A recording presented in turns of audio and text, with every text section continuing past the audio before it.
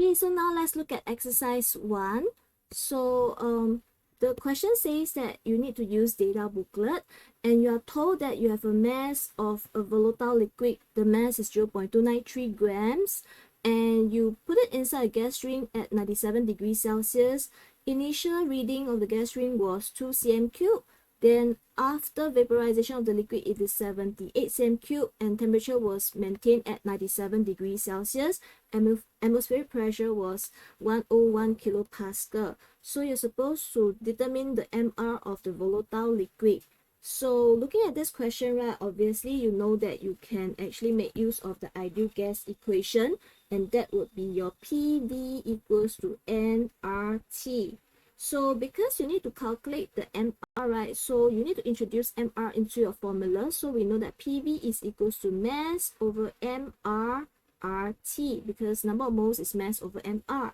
So we can manipulate my equation here such that it becomes MRT over PV.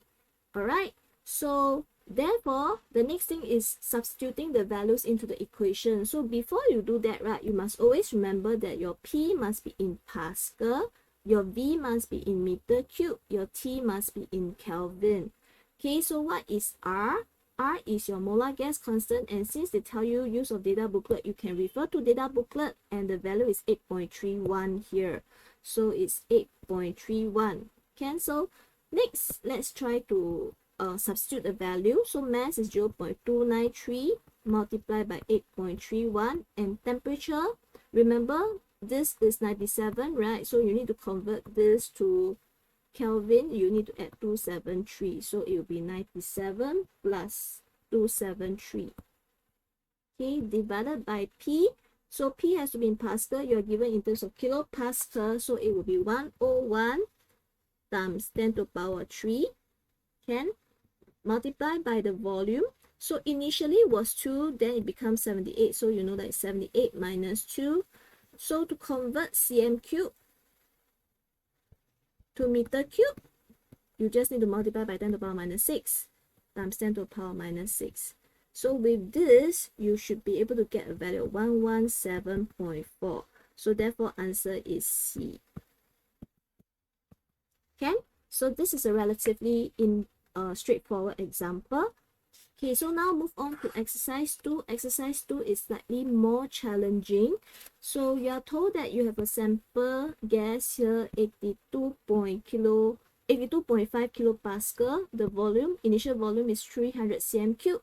Initial temperature is 25 degrees Celsius. So what pressure would the same gas exert in a volume of 500 cm cube and temperature 50 degrees Celsius? So same gas would tell you that N is constant, right? So again, if we were to apply the ideal gas equation, PV equals to nRT. So now you must know that N and R are constant, right? So I can say that PV over T is equals to nR, which is a constant. Can? So in other words, right, I actually can have a combined gas law known as P1V1 over T1 equals to P2V2 over T2. So I can actually just use this so-called formula to solve, because since N and R are constant.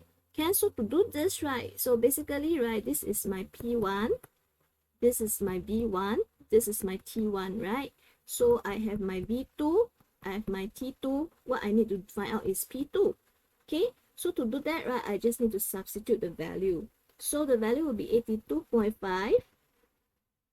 Can then multiply by the volume 300 over temperature, right? Temperature, you must always remember that the temperature has to be in kelvins.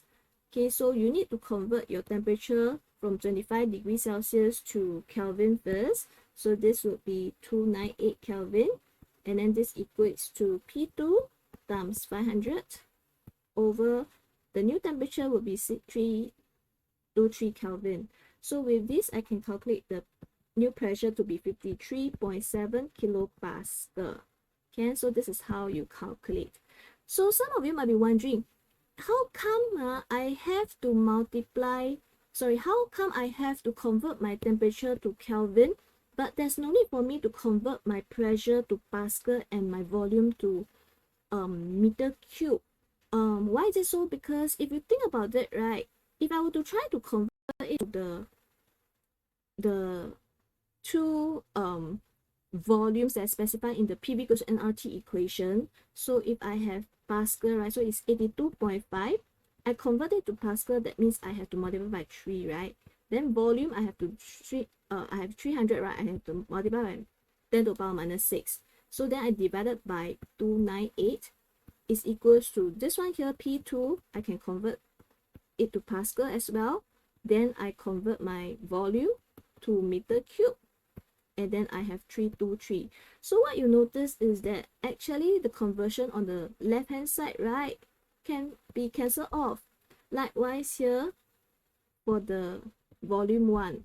So as long as the conversion is based on a factor of something, right, by multiplying, actually, right, you can cancel off on both sides. Okay, so that's the reason why is it that there's no need to do the conversion when you are looking at the pressure and the volume.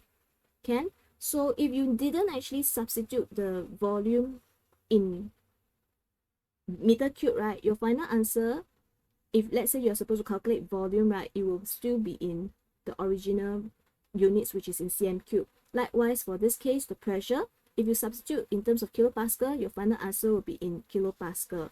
So the only thing that you need to remember to convert when you apply this kind of law, right, is only the temperature. Okay? It's only the temperature.